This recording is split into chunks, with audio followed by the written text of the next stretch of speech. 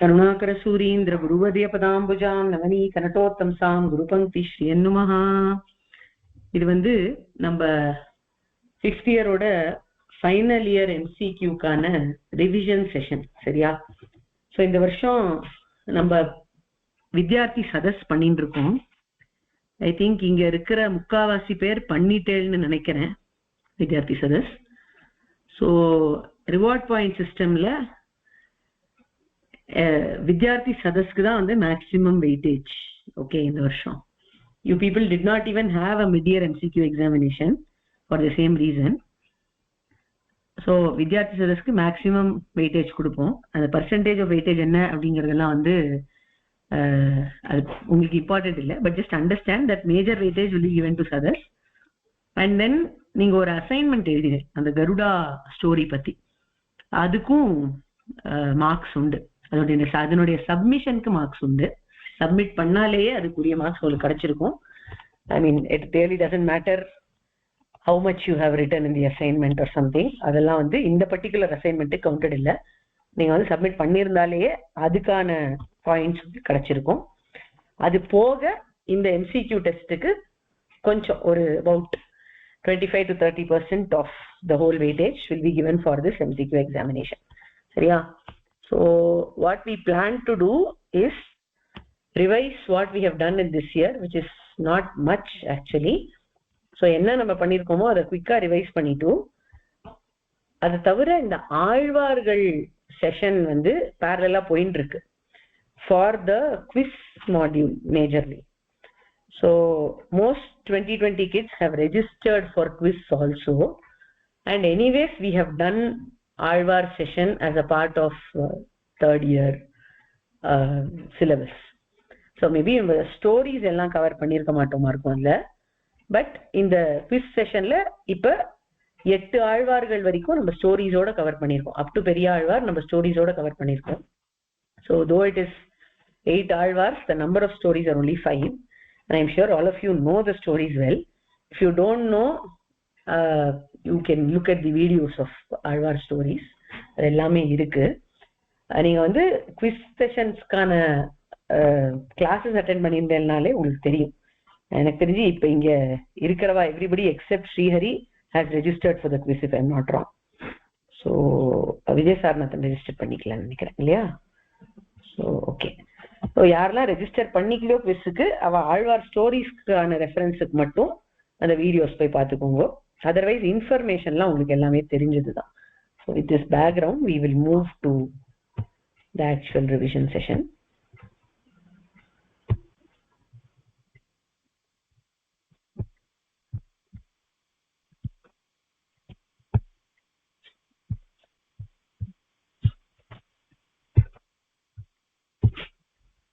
Okay.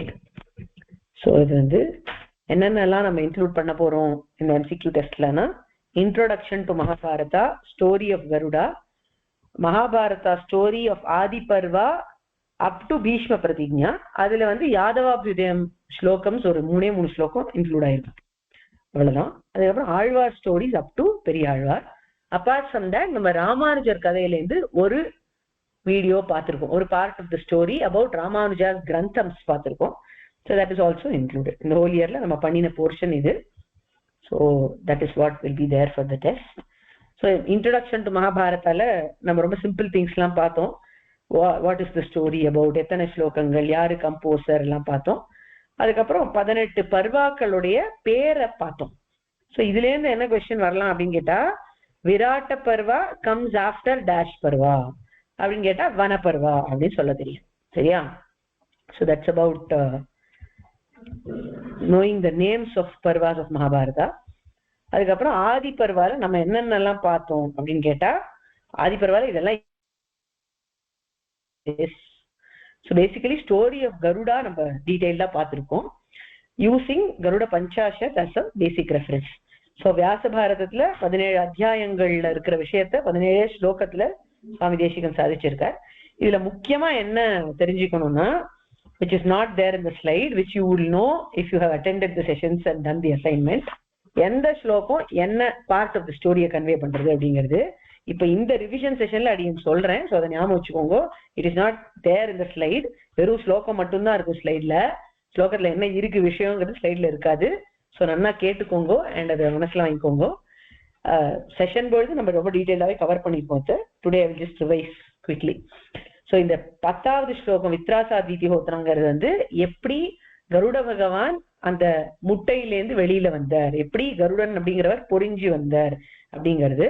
So இந்த ஸ்லோகத்தினுடைய அர்த்தத்தை பார்க்கறதுக்கு முன்னாடி எப்படி கத்ரு வினதாக்கு நடுவுல போட்டி வந்தது, எப்படி வினதா கத்ருவுக்கு அடிமையானா, எப்படி கத்ருவுக்கு ஆயிரக்கணக்கான பாம்புகள் குழந்தைகளா வந்தது, எப்படி வினதா தேவிக்கு 2 முட்டை தான் வந்தது, அதுல ஒரு முட்டைய அவ வந்து அவசரப்பட்டு பை ஃபோர்ஸ் உடைச்சதுனால அனூரு அப்படின்னு அண்டர் டெவலப்டா ஒரு பேர்டு குழந்தை வெளியில வந்தது. அதுதான் அருணன் அப்படிங்கிற குழந்தை. அதுக்கப்புறம் இந்த 2வது முட்டை தட் இஸ் கருடனுடைய அண்டம் அப்படிங்கிறது இருந்துருந்தது அனதர் 500 இயர்ஸ்க்கு. முதல்ல 500 இயர்ஸ் ஆயிடுது முதல் முட்டையை உடைக்கும் பொழுதே. இன்னொரு 500 இயர்ஸ் கழிச்சு இந்த 2வது முட்டைய உடைச்ச சமயத்துல என்ன ஆச்சு அப்படிங்கிற டிஸ்கிரிப்ஷன் தான் இந்த 10th ஸ்லோகம். ஸோ 10th ஸ்லோகத்துல எப்படி அந்திகே மந்ததாம்னா அப்படின்னு சொல்ற, தட் இஸ் பிரளய கால அக்னிய மந்தமாற அளவுக்கு இருக்கிற மாதிரி தேஜஸோட கருட பகவான் வெளியே வந்தார் அப்படிங்கிறது இந்த ஸ்லோகத்தினுடைய gist. Okay, so that you need to remember. Next 11th shloka is about the Bala Leela of Garudan. This is a very important shloka. இதனுடைய ஜிஸ்ட் வந்து நீங்க எப்படி ஞாபகம் வச்சுக்கணும் அப்படின்னு கேட்டா, இந்த மலையினுடைய துகள்களை எப்படி உருட்டினார், 4 சமுத்திரங்கள்ல எப்படி அவர் போய் தன்னுடைய ரக்கைய நினைச்சுண்டார், அப்புறம் எப்படி நட்சத்திரங்கள் எல்லாம் கீழே விழ போச்சு, அதெல்லாம் பிரம்மதேவன் போய் திருப்பி ஒட்டினார், தேவர்களுடைய மாளிகைகளை எல்லாம் எப்படி கருடன் பறக்கும் பொழுது அப்படியே கீழே வீழ்த்தினார், பாத்தாளத்துக்கும் பிரம்மலோகத்துக்கும் ஒரு ஏணி மாதிரி வச்சுண்டு, அதாவது பாத்தாளமும் பிரம்மலோகமும் 2 ends of a staircase மாதிரி நினைச்சுண்டு அவர் ஏறி ஏறி இறங்கி இறங்கி விளையாடினார் அப்படிங்கறதெல்லாம் இதுல இருக்கு. We have dealt with this shloka in great detail. So நீங்க பார்த்தீங்கன்னா you will know what it is. So fairly இதனுடைய அர்த்தம் உங்களுக்கு தெரிஞ்சதுன்னா it will be good, but you need to know that 11th shloka is the Bala Leela of Garuda. Okay, 12th shloka is about the Ashirvadam that Vinata Devi gives to Garudan when he goes for Amrita Haranam. Okay, so இதுவும் again very important ஸ்லோகம். இதுவும் dealt in great details. எது சஸ்திரமா இருந்தது, எது ஆசீர்வாதமா இருந்தது, எது இதுவா இருந்தது, அதாவது ஆர்மரா இருந்தது, எது சாப்பாடா இருந்தது, அதெல்லாம் வந்து இந்த ஸ்லோகத்துல இருக்கு. சம்விச்சஸ்தம் திசந்தியா அப்படிங்கிற ஸ்லோகத்துல. ஸோ அதெல்லாம் வந்து ஞாபகம் வச்சுக்கோம். இதுல வந்து மேட்ச் த ஃபாலோயிங் மாதிரி ஒண்ணு கேட்கறதுக்கு சான்ஸ் இருக்கு. Next 15th sloka is about Garudan எப்படி அந்த வேடுவச்சேரிய போய் அட்டாக் பண்ண அப்படிங்கிறது.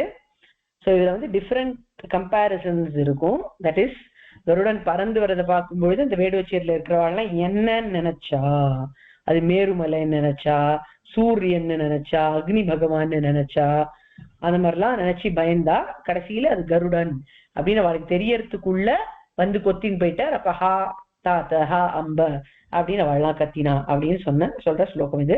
ஸோ திஸ் ஸ்லோகம் is the description of Veduvacheri attack by Garuda. அதுக்கப்புறம் 16th ஸ்லோகா இஸ் த பாரணா ஆஃப் கருடா. அதை எப்படி அதை புஜிச்சார் இந்த வேடுவச்சேரி அப்படின்னு சொல்லும் பொழுது அந்த incident of Garuda swallowing that brahmana along with his wife. Okay, அது அவ அம்மா என்ன சொல்லி கொடுத்தா, பிராமணன் வந்தாருன்னா தொண்டையை சுடுவார் துப்பிடு அப்படின்னு சொல்லி கொடுத்தா, அக்கார்டிங்லி கருட பகவான் பண்ணினார். அந்த டிஸ்கிரிப்ஷன் இருக்கக்கூடிய ஸ்லோகம் இந்த 16th ஸ்லோகம். As I said, all this has been dealt with in great detail in the class. So உங்களுக்கே ஞாபகம் வரும்னு நினைக்கிறேன். ஸ்லோகத்தை பார்த்தேன்னா நோட் செய்து வச்சுட்டேன்னா கண்டிப்பா ஞாபகம் வரும். அடுத்தது அந்த வேடுவச்சேரிய புஜிச்சது போர்ல கருடனுக்கு. அதனால அவருடைய அப்பாவான கஷ்யப்பர் சொன்னதை கேட்டுண்டு யானையும் ஆமையும் இருந்தது ஒரு குளத்துல. அது ரொம்ப கோபத்தோட சண்டை போட்டு இருந்தது. அந்த யானையையும் ஆமையையும் புஜிச்சார். அது அந்த யானையும் ஆமையும் யாருன்னு கேட்டா அவாதான் வந்து ரிஷிகள், 2 ரிஷிகள், விபாவசு சுப்ரதீக்கன் அப்படின்னு 2 பேரு. அவ எந்த காரணத்தினால அப்படி யானையும் ஆமையுமா ஆனா, ஒரு சாபத்தினால ஆனா, அதுக்கப்புறம் எப்படி அவளை சாப்பிட்டார் கருடன், கோவத்தினால சாப்பிட்டார். So the moral of the story. And சாப்பிடும் பொழுது அவர் போய் ஒரு மரத்து மேல உட்காரும் பொழுது அந்த வாலக்கில்ய மகரிஷிகள் மரத்தினுடைய கலையில தொங்கின்னு இருந்தா, அத கவனிச்சு வாலக்கில்யா கீழே விழாம காப்பாத்தி இந்த யானையும் ஆமையும் சாப்பிட்டார் கருடன் அப்படிங்கிற ஃபுல் டிஸ்கிரிப்ஷன் வரக்கூடிய ஸ்லோகம் இது. ஸோ அதை ஞாபகம் வச்சுக்கணும். அதுக்கப்புறம் பறந்து போறார் கருடன் அமிர்தஹரணம் பண்றதுக்கு ஸ்வர்க்கத்தை நோக்கி. அப்போ பாம்புகள்லாம் கிண்டல் பண்றது, அதை பத்தின ஸ்லோகம் 19th ஸ்லோகம். எப்படி விதவிதமா கிண்டல் பண்ணிட்டு அப்படின்னு 3 விஷயங்கள் சாய்க்கிறார் இதுல. அது என்ன அப்படின்னு கேட்டா, பரமசிவன் கிட்ட இருந்து வாங்கிக்கலாம் அமிர்தத்தை. இந்த மாதிரி அமிர்தஹரணம் எல்லாம் பண்றதுலாம் ரொம்ப கஷ்டம், அதுக்கு பதிலா பரமசிவன் இருந்து வாங்கிக்கலாம். ஆனா அது ரொம்ப கம்மியா இருக்கும், ஏன்னா ஒரே ஒரு பிறை சந்திரன் தான் அவர் தலையில வச்சுட்டு இருக்கார், அதனால அது நம்மளுடைய பாப்புலேஷனுக்கு போராது அப்படின்னு ஒரு விதமா கிண்டல் பண்ணா. இன்னொன்னு என்ன சொன்னான்னு கேட்டா, கருடன் திருப்பி அமிர்தத்தை கடைஞ்சி வெளியில எடுக்க ட்ரை பண்ணலாம், ஆனா அவனுக்கு கிடைக்காது, ஏன்னா அங்க அமிர்தம் எல்லாம் தீண்டு போயிடுது அப்படின்னு கிண்டல் பண்ணான். அப்புறம் சொன்னா, இந்த ராகு அப்படின்னு இருக்கான், அவன்கிட்ட பௌர்ணமி சந்திரன் இருக்கு, ஆனா அவன் கொடுக்க மாட்டான் கருடனுக்கு, ஏன்னா ராகுன்றவன் பாம்பு, அவன் நம்ம கோஷ்டி அப்படின்னு கிண்டல் பண்ணிட்டே இருந்தது பாம்புகள். அதுக்குள்ள ரொம்ப அழகா போய் அமிர்தத்தை எடுத்துட்டே வந்துட்டார் கருடன் அப்படின்னு சொல்ற ஸ்லோகம் இது. அடுத்தது எப்படி அந்த அபகரணத்தை பண்ணார், அப்ப என்ன சண்டை நடந்தது அப்படின்ற ஸ்லோகம் இந்த 24வது ஸ்லோகம். கருடனுக்கும் தேவர்களுக்கும் சண்டை. அதுல தேவ சேனாபதின்றவர் உபேந்திரனான நாராயணன், அவர் கருடனுக்கு வரம் கொடுத்து கருடன் கிட்ட இருந்து வரம் வாங்கிண்டு கருடனுக்கு சுவாமியானார். கருடன் பெருமாளுக்கு வாகனமாகவும் துவஜமாகவும் ஆனார். அந்த ஸ்டோரியும் டீட்டெயிலா நம்ம சொல்லியிருக்கோம். அதை சொல்லக்கூடிய ஸ்லோகம் இது. கருடனுக்கு இவ்வளவு சக்தி எங்கேருந்து வந்தது, வஜ்ரத்தால் அடிச்சு கூட கருடனுக்கு எதுவுமே ஆகல அப்படின்னு ஏற்பட்டது அந்த யுத்தத்துல. அதுக்கு என்ன காரணம்னு கேட்டா, இந்த வாலக்கில்ய மகரிஷிகள் ஆச்சரியமா ஒரு தபஸ் பண்ணி அந்த தபஸனுடைய பலனா இந்த கருடன் வந்திருக்காரு அப்படிங்கிறதுதான். வாலக்கில்ய மகரிஷிகள் ஏன் தபஸ் பண்ணி கருடன் உருவாக்கினா அப்படிங்கிற கதையும் நம்ம பார்த்திருக்கோம். கஷ்யப பிரஜாபதி எப்படி யாகம் பண்ணார், எப்படி இந்திரன் இந்த வாலக்கில்யால் எல்லாம் கண்டுக்காம அதுக்கு போனா இந்திரனுக்கு ஒரு பாடம் சொல்லி கொடுக்க இந்த வாலக்கில்ய மகரிஷிகள் சங்கல்பத்தினால யாகம் பண்ணி பக்ஷீந்திரனான கருடனை உருவாக்கினான் அப்படிங்கிற ஸ்லோகம் இது. சரியா? இதுக்கு மேல 9வது ஸ்லோகம் கடைசியா பார்த்தோம். அகெயின் இது சேம் பேட்டில் பத்தின விவரணம் அண்ட் எப்படி வர வினிமயத்தகா அப்படின்னு வரத்தை கொடுத்து வரத்தை வாங்கின வரலாறு நம்ம எல்லாருக்கும் ரொம்ப முக்கியமானது. அப்பேற்பட்ட கருட பகவான பெத்தெடுத்த இந்த தாக்ஷாயணின்னு சொல்லக்கூடிய வினதா தேவிக்கு வந்தனம் சொல்லி அவள் நம்மளுக்கு எல்லா மங்களத்தையும் கொடுக்கட்டும் அப்படின்னு பிரார்த்திக்கிறார் இந்த ஸ்லோகத்துல சுவாமி விஷயம். ஸோ இந்த details we have done to this extent. நான் சொன்னது இப்ப சம்மரி தான், நம்ம நல்ல டீடைல்ஸ்ல பண்ணியிருக்கோம். ஸோ அது பேஸ்டா கொஸ்டின்ஸ் வரலாம். உங்களுக்கே தெரியும் கொஸ்டின்ஸ் சிம்பிளா தான் இருக்கும். So once you see the question, the answer will be evident to you, so don't worry. Okay, suppose ஏதாவது ஞாபகம் இல்லைன்னா போய் ரெஃபர் பண்ணிக்கோங்க. இதுக்கப்புறம் we started seeing the story of Mahabharata. அதுல பேக்ரவுண்ட் ஆஃப் மகாபாரதா ஸ்டோரியில யாரு பாண்டவர்கள் அப்படிங்கும் பொழுது சுவாமி தேசிகன் 5 இந்திரர்கள் தான் பாண்டவர்களா இருந்தா அப்படின்னு அதுக்கான ஒரு ஸ்டோரிய பார்த்தோம். நம்ம எப்படி 5 இந்திரர்கள் ஒரு ஐஸ்வர்யத்துக்கான தேவதையை பின்தொடர்ந்து போனா, அவதான் ஸ்வர்கலோகத்து ஐஸ்வர்ய தேவதை, அவ கைலாசத்துக்கு அழிச்சின்னு போனா இவாள்லாம் பேராசப்பட்டு தன்னோட டியூட்டியை ஒழுங்கா பண்ணாததுனால பரமசிவனார் ஒரு ஜெயில போட்டுட்டார் இந்த 5 இந்திரர்களை. அவளுக்கு என்ன ரெடெம்ஷன் அப்படின்னு கேட்கும் பொழுது பரமசிவன் சொன்னார், இப்ப பெருமாள் ஒரு அவதாரம் பண்ணனா அந்த சமயத்துல அவனை போய் நீங்க சரணடைஞ்சேன்னா உங்களுக்கு நல்லது நடக்கும் அப்படின்னு சொல்லி மனுஷ பிறவையா எடுத்துட்டு பாண்டவர்களா இவ வந்தவா பெருமாளுக்கு பிராணசமா சகாயா அப்படின்னு சொல்லி பிராணன் போல இருக்கிற சகாக்களா இருந்தா. ஏன்னா பெருமாள் அப்படின்றத உணர்ந்து இருந்தாவா, கண்ணன் தான் எல்லாமே அப்படின்னு வாழ்ந்திருந்தா அப்படிங்கிறத பார்த்தோம். கண்ணன் தான் எல்லாமே அப்படின்னு வாழ்ந்திருக்கிறதுக்கு ஃபுல் ஸ்டோரியே ப்ரூஃப் தான். So we started seeing the story. அந்த ஸ்டோரியில நம்ம கொஞ்சம் தூரம் பார்த்தோம். பட் இந்த எக்ஸாமுக்கு ரிலேட்டட் கொஸ்டின்ஸ் இந்த சாந்தனு மகாராஜா கங்காதேவி அவளுக்கு எப்படி கல்யாணம் ஆச்சு, அவளுக்கு எப்படி 8 குழந்தைகள் வந்தா, 8 வசுக்கள் தான் 8 குழந்தைகளா பிறந்தா, கங்காதேவி கண்டிஷனோட கல்யாணம் பண்ணிண்டா, அந்த கண்டிஷனை மீறினா விட்டு போயிடுவேன்னு சொன்னா, கண்டிஷனை மீறிட்டார் சாந்தனு மகாராஜா 8வது குழந்தை பிறந்த சமயத்துல. அதனால கங்காதேவி கிளம்பி போயிட்டா. ஆனா அந்த குழந்தைய தன்னோட எடுத்துன்னு போய் வளர்த்து மறுபடியும் தேவவிரதன் அப்படிங்கிற பேரோட பெரிய பராக்கிரமசாலியா ஞானியா அவரை வளர்த்து கொண்டு வந்து கொடுத்தா. அவரையும் யுவராஜாவா ஆக்கிட்டார் சாந்தனு மகாராஜா. அதுக்கப்புறம் சத்தியவதிய பார்த்தார். அவர் சத்தியவதியை பார்த்தா கல்யாணம் பண்ணிக்கலாம்னு தோணித்து. சத்தியவதியினுடைய அப்பாவானவர் இந்த மாதிரி கல்யாணம் பண்ணிக்கணும்னா சத்தியவதியினுடைய பிரஜை தான் நாட்டை ஆளணும் அப்படின்னு கேட்கும் பொழுது அதுக்கு ஒத்துக்க மாட்டேன் நான் சொல்லிட்டார் சாந்தனு மகாராஜா. ஏன்னா எனக்கு அதுக்கு ரைட்ஸ் கிடையாது, நான் ஆல்ரெடி த்ரோனை கொடுத்தாச்சு, ப்ராமிஸ் பண்ணியாச்சு தேவவிரதனுக்கு அப்படின்னு சொன்னார். இந்த விஷயத்த தேவவிரதன் கண்டுபிடிச்சு சத்தியவதியினுடைய அப்பாவுக்கு போய் ஒரு ப்ராமிஸ் பண்ணி கொடுத்தார். உங்களுடைய பொண்ணோட பிள்ளைக்கு தான் இந்த சிம்மாசனம் அப்படின்னு சொன்னார்.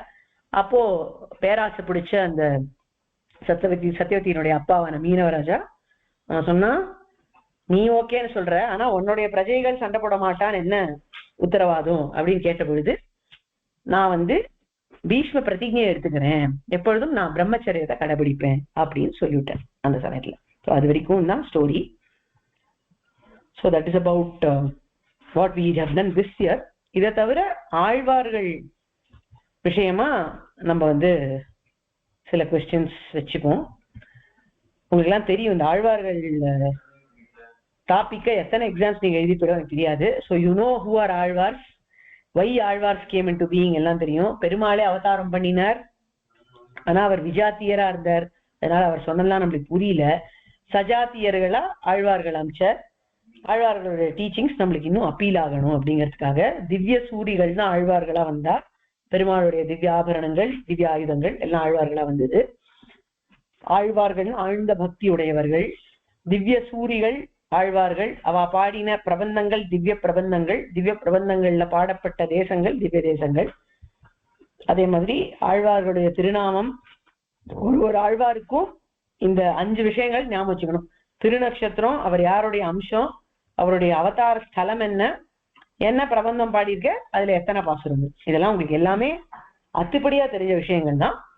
ஸோ அதை கொஞ்சம் ரிவைஸ் பண்ணி வாங்கோ. இந்த தனியன்லாம் கத்துன்னு வரணுன்ற அவசியம் இல்லை, வெறுமை இருக்கு ஸ்லைட்ல, டோன்ட் வரி அபவுட் இட், எக்ஸாமுக்கு அது கிடையாது.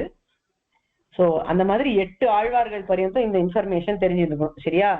பொய்கை ஆழ்வார், பூதத்தாழ்வார், பேய் ஆழ்வார், எல்லாருக்குமே என்னென்ன தெரிஞ்சிருக்கணும்? திருநக்ஷத்திரம், அம்சம், அவதார ஸ்தலம், நேம் ஆஃப் பிரபந்தம்ஸ் compose by them and number of பாசுரம்ஸ் இந்த பிரபந்தம்ஸ். ஓகே, அதுக்கப்புறம் ஸ்டோரி, முதலாழ்வார்கள் கதை என்னன்னு உங்களுக்கு எல்லாம் நன்னாவே தெரியும். அதே போல திருமழிசை ஆழ்வார் கதையும் தெரியும். இப்ப எல்லாருமே குவிஸ்ல ரெஜிஸ்டர் பண்ண எல்லாருமே இந்த ஸ்டோரிஸ் எல்லாம் கண்டிப்பா கேட்டிருப்பேன்னு நினைக்கிறேன். Because all the sessions were there for quiz this year and the messages have been posted. I don't know how many of you actually attended, but you were supposed to attend. So quiz க்கு register பண்ண பசங்களுக்கு இந்த ஸ்டோரியும் நன்னா தெரிஞ்சிருக்கும். பண்ணாதவாளுக்கு Thirumazhisai Alvar story தெரியறதுக்கு chance குறைச்சல். So you will see there may be only some basic questions from the story of Thirumazhisai Alvar. Information wise எல்லா ஆழ்வாருக்கும் எல்லாமே இருக்கும். So we'll ensure that kids who are not part of the quiz will not have a problem attempting questions. அந்த மாதிரி தான் set பண்ணுவோம். So don't worry. But most of you are there in quiz also அப்படின்னு தான் தோன்றது. So அதே மாதிரி நம்ம ஆழ்வார், முதற்கவி ஆழ்வார், அவளுடைய கதை, குலசேகர ஆழ்வார்,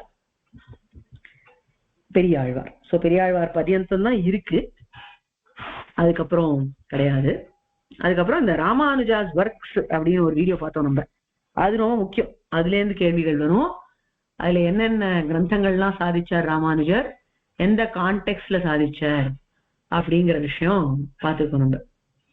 அதை அந்த வீடியோ அவசியம் போய் பாருங்க. This we discussed in detail in one of the classes when we were discussing how Swami Ramanuja composed Sri Bhashyam.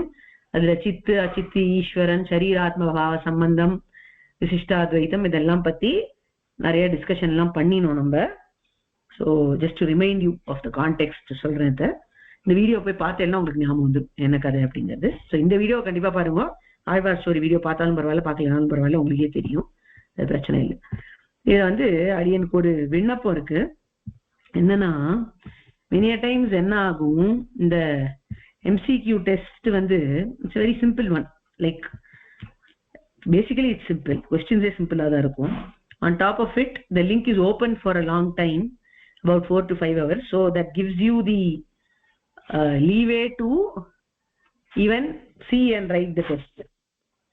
Okay, so அடியன் வந்து என்ன ஒரு ரிக்வெஸ்ட் பண்ணுவேன் அப்படின்னா, உங்களுக்கு ஏதாவது தெரியலன்னா அதை பார்த்து கத்துண்டு வந்து எழுதுவோம், பார்த்து எழுதுறதையும் அவ்வளவுதான். சரியா? பார்த்து எழுதுறது அப்படிங்கிறது வச்சுக்காதீங்க. If you feel you don't know something, you can refer, you can take it in your memory and right it from the memory. It's okay, that is not an issue. But please don't see and write. I'm sure you don't do that, but சொல்றேன், in case there is any remote chance of that happening, don't let it happen. அதுதான். சரியா? தெரியலன்னா விஷயத்தை படிச்சுன்னு வந்து மனசுல வாங்கிட்டு கிரகிச்சுட்டு அதுக்கப்புறமா எழுதும், அதுல பிரச்சனை இல்லை. Okay, as I said, this will account to about 25 to 30% of the weightage given to stories and values in reward point system. Major weightage will be given for sadas. சரியா? so that is it from Ariyan. சதஸ வந்து on time present பண்ணல அப்படின்னா டெஃபினட்டா அதுல வந்து points குறையும். அது ஒண்ணு இருக்கு, அது எல்லாருமே தெரிஞ்சுக்கணும். இங்க இருக்கிற நிறைய பேர் ஒழுங்கா ஆன் டைம் டெலிவர் பண்ணிருக்கேன். But there have been some cases where people have asked for time, said that I didn't know about it, I have not been following. அந்த மாதிரிலாம் சொன்ன ரெஸ்பான்சஸும் உண்டு. This is mainly for kids who are not in this call. So if that has happened, then it will show in the points. அப்போ வந்து obviously full points கொடுக்க முடியாது இல்லையா? So அப்போ குறையும்.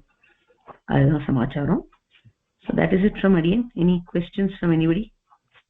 This test will happen on 18th October. That is coming Saturday evening. சரியா? இந்த PPT PDF ஆக்கி அனுப்பி விடுவோம், நோ ப்ராப்ளம். ஓகே, யாருக்காவது கொஸ்டின் இருக்கா? கொஸ்டினே இல்லையா? சரி, அடியன் கேக்குறேன், how difficult will this test be according to you all? Any to answer? Okay, easy in number class. Super, very good. Vera, any other feedback? அடியன் படிச்சா ஈஸியா இருக்கும். சூப்பரா சொல்லிட்டியா. யார் அது? அக்ஷராவா ஆனந்திஸ்ரீயா? அக்ஷரா. சூப்பர், என்ன ஒரு ஆன்சர். படிச்சா ஈஸியா இருக்கும். சூப்பர் தான். நீங்கெல்லாம் ஆல்ரெடி நல்லா படிச்சிருக்கே. கிளாஸ் அட்டென்ட் பண்ணியிருந்தேன்னாலே போருமா. கிளாஸ் அட்டென்ட் பண்ணி அசைன்மெண்ட் எழுதியிருந்தேன் அப்படின்னா you are already 75% through with preparation. அப்புறம் இப்ப இந்த அனுப்பி விடுவேன் பார்த்தீங்களா, இந்த இன்னைக்கு நடத்தின இந்த PPT குரூப்ல அனுப்புவேன். அதை ஒரு தடவை படிச்சுன்னு வாங்கோ. சில விஷயங்கள் அந்த PPTல இல்ல, அதான் அந்த கருடன் கதையோட டீட்டெயில்ஸ் இல்ல PPTல, அது மட்டும் கொஞ்சம் பார்த்துக்கோங்க.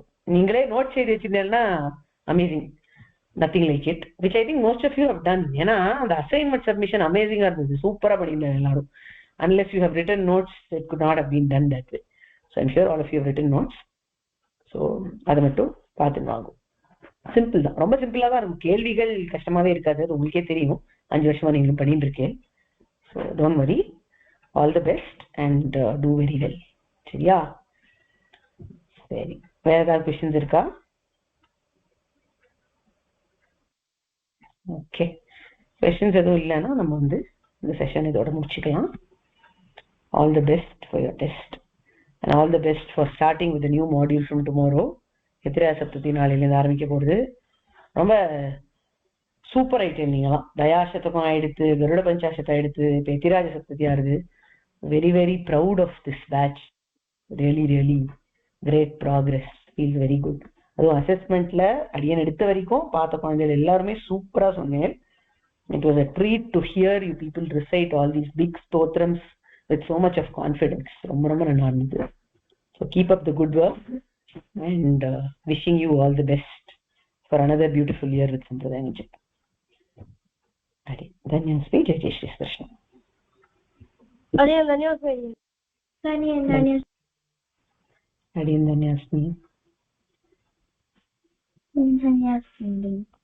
Dhanyasmi. அப்படின்னு வந்து ஃப்ரிட்ஜை க்ளோஸ் பண்ணிக்கிறேன் இப்போ.